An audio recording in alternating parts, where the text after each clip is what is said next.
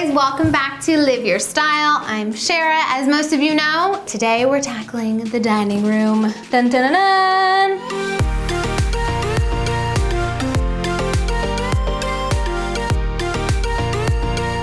I'm showing you the last room inside our house. We still have a little room outside in the backyard that I'll show you guys in a few weeks. I like it. Big project. If you guys follow me on Instagram, which you should if you haven't yet, I post a lot of fun stuff, and I asked you guys all the questions you have about dining room decorating, and boy, are you guys curious about dining rooms. And you seem to have a few concerns and questions and things you want clarified about decorating your dining space. Before we jump into today's video, I want to ask you the question of the video, which is how many people can sit around your dining table? Mine is 8. This is the biggest dining table I've ever had, and it is quite fabulous, can I just say. But I have been at one phase in my life where my dining table was a bench at the end of my bed because I lived in a studio and you had to sit on the floor on a pillow. And Tyler remembers that because we were dating and he pretended to like it, but he hated it because he's 6'4". I hope you guys have been loving the House to Home series. Kind of sad that it's almost over. I think it's been like a really cool experience for me because I've been able to process the whole thing you go through when you move and how you move into a new house and it feels super unfamiliar and kind of scary and a little bit depressing because you're like, what did we do? Where are we? And the whole point of this series was to not only show you our new place, but also walk you through the ways to make your house feel like a home and make it feel cozy and like you and like it reflects your style and you're proud of it and just help you piece it all together. I want to say a special thank you to Article and to Minted. They have partnered with us in this series and they've really allowed for me to make some pretty cool videos and show you guys some pretty awesome furniture. All right, let's get into this video. Sorry about the long intro. Don't forget to hit the subscribe button, thumbs up this video, and answer the question of the day. I mean the video, you know what I mean.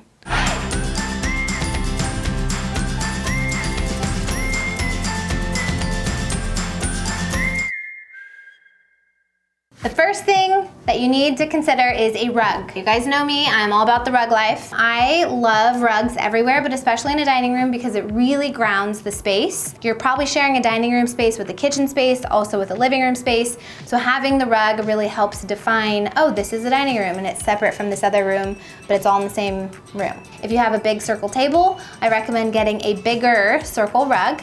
If you have a big rectangular table, get a rectangular rug. You could do a circle table on a rectangular rug, but the rug would have to be pretty big because you'd want it to go beyond the circle. A lot of questions you guys asked me on Instagram was how do you know what size rug to get for what size table? A good rule of thumb is when you pull the chairs out, you want the legs, certainly the front legs, but the back legs to also be just right on the rug. That way you're not kittywampus. Also, if you get too small of a rug in a dining room, it can actually make your space feel way smaller. I originally had put a 5x7 rug in here thinking like, oh yeah, that'll be big enough. And then when the dining table was put on it, it was like the size of the table. It was not good. This is an 8x10 rug and it almost fills up the room. I have about a foot on either side of the rug. It made this room look so much bigger. So that was a really great thing that we did. The other thing that you have to know when it comes to picking out your dining room rug is making sure the material that you pick is not too precious, but also it can be vacuumed because this is a high traffic area, it's a high spill area, and so I recommend getting either a flat weave, which is something like what I have, or you want to get something that's a low pill rug, which is going to be kind of like the one I used in the bedroom. But now that we have our nice rug down, let's add the next layer, which is obviously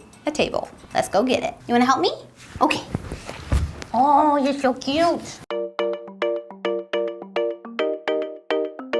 The next thing is the table. So it seats 8, like I said. It's a little bit over 3 feet wide and a little bit over 7 feet long. The room itself is in between the living room, in between the kitchen and the hallway to the bedrooms. So it's very much a like cross through area. One of the most important things when it comes to picking a dining table, you obviously want it to seat the amount of people you need to seat for, but you also want to make sure you're allowing a lot of extra space to maneuver around. That way your room doesn't feel really like small. So this size room is almost a square. It is 13 feet long. and it's about 10 feet wide. We have about 3 feet on either side here, which is exactly about the amount that you want, between 2 and 3 feet on either side of the table to get around, for people to move their chairs in and out. If you guys don't have a lot of space, obviously you can get square tables, you can get circle tables. A lot of the time, visually, circle tables take up less space because there's no corners. So I recommend that. Try to make the most of it. I mean, even if you don't have a lot of space, there are a lot of different varieties, especially at IKEA and places like that, and pick a table that's best for the amount of space that you have. I love this table so much. It is from Article. I love the light wood color. It just looks so quality. The wood grain is really beautiful. I love the stained color. It goes with the color woods that we have right now in the living room, and those rooms are so close to each other, so I really like that they kind of speak to each other. If you have not a lot of space, using a dark color table in a really small space sometimes can soak up a lot of the brightness and the light in the room that you have. So getting something that's lighter color or white often helps. Let's move on to the next layer, which is seating. Number 3, chairs. Okay, so this was by far the most asked question on Instagram. You wanna know if you can mix and match chairs. You wanna know if you can mix woods within the leg of the chair and the leg of the table. You wanna know what kind of chairs to go with what kind of table. So here's like the general rule. Yes, you can totally mix and match chairs. It all depends on the style of the chair and your own personal style. If your design style is more vintage and a little more romantic, you have the most freedom to mix and match all different kinds of chairs. If you are more of a minimalist type, I think you need to stay closer into having 1 or 2 different style chairs. Oftentimes, as long as what's on this side of the table and on this side of the table are the same, and you have maybe 2 end chairs that are different, that's a really great way to keep it really simple and clean, but still mix with the people at the heads of the table have like the big fancy chairs. If you guys remember my old place in Hermosa Beach, we had 2 different chairs that were across from each other. They had the bar on the back, and then we had 2 simpler ones that went on either side of the table. And then on the other side, we put a bench, which I think is a really fun way, especially if you have young kids. Kids love sitting on the bench. You can squeeze more people on to kind of maximize the seating options. All of the seating options all had a more honey / darker wood tone mixed with a gray patterned cloth. So they weren't the exact same cloth, but they were both gray. So a way to make it really clean and simple is just make sure that the textures and the colors are in the same realm. Unless you have a super eclectic design style or a Victorian design style, then you can have at it and really go crazy. Now, the chairs that I opted for in this particular house are different than any chair I've ever done because I wanted just to have fun with it. The chairs here I got from Article. They're this green sage color, which I tried to sprinkle throughout all of the different rooms in this house. In this space, I wanted it to be really clean and serene and just kind of like welcoming and cozy. I think the long style table lends itself to that. I think the chairs and the color of them are very serene, which I love. But you'll notice all the chairs are the exact same. I'm going for more of a mid-century Scandinavian style, so I wanted it to be a little bit more simplistic. Also, you can see what's in the room behind me. This room isn't by itself, so I didn't want to make it too busy in this in-between room because you kind of walk through here a lot. You'll notice the legs of the table are pretty similar to the legs of the chairs. It kind of contrasts it, but because I have all the same chair, it kind of makes sense and goes together as opposed to having all different colors. But the reason I like these chairs is they could go outside because they're plastic and metal. They're easy to wipe down. They're actually surprisingly very comfortable. I was worried about the comfort of them because they don't have any cushions on them. They're very ergonomic, great support, and they cup your butt well, can I just say. But they'd also be good in a kid's playroom because they're easy to clean. So I love them because they're versatile and I can use them for a lot of different things. Also, if you guys want to do something fun and get into a colored chair, I think that the sage green color is a really great bridge because it's weird that I'm saying this, it's almost like a gray because it's not bright, it's like a pastel, but it is super close to an easy step into a color without doing yellow or red or orange. I think goes really well if you have plants in your home. It makes sense, kind of ties in with that element and just kind of gives you an organic feel without being too fearful that you're committing to a color that you're gonna hate. It just kind of blends in with my home and probably your home really well.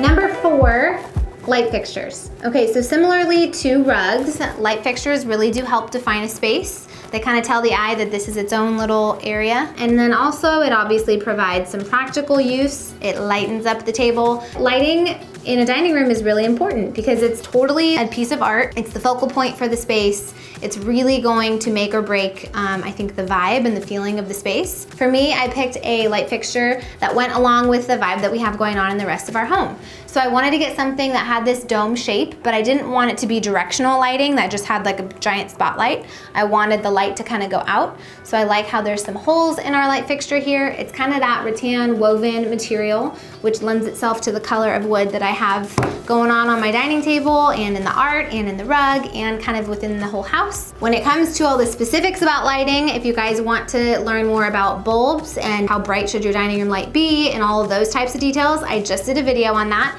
I will link it below for you guys to check out. You want to make sure that the fixture that you pick out goes along with the style, but it also is the right size and also the right height.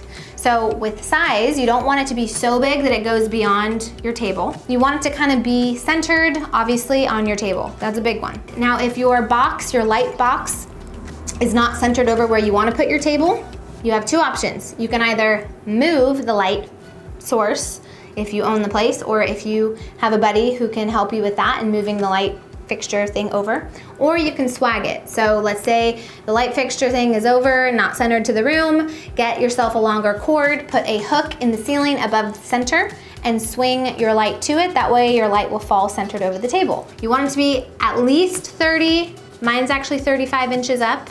If you have tall people in your life, I recommend 35 inches away from your actual table surface, because believe it or not, somehow Tyler hits his head on our light fixture like all the time. If you have tall people in your life, make sure you get a soft chandelier. That way they don't hit their head too hard, because this is like, you know, a basket. Enough said. Let's move on to number 5. Okay, so number 5 is all about organization and storage in your dining room.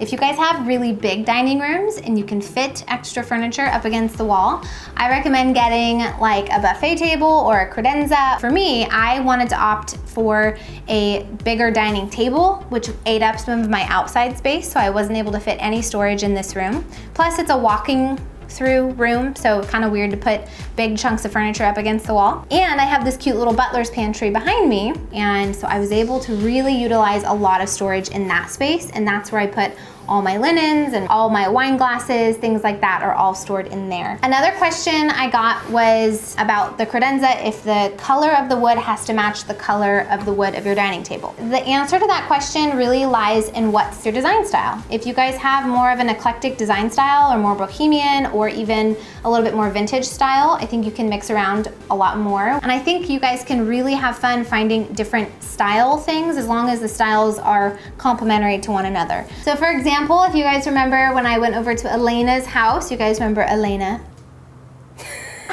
I helped her when they moved into their new place, and she got a dining table at a completely different place than where she found the credenza. But you'll notice that the color of the woods are very similar, and the styles are both mid-century, but you can tell that they're not a set. There was like a brass inlay in the credenza. The table was a little bit more simple, had clean lines, and they both went well together. If you guys want to know more about making cohesive rooms, making your rooms cohesive to itself and to the other rooms in your house, I have a really great video on that. I think I have 2 videos on that now, and I will link them both below. You guys can check those out. So I hope that helps.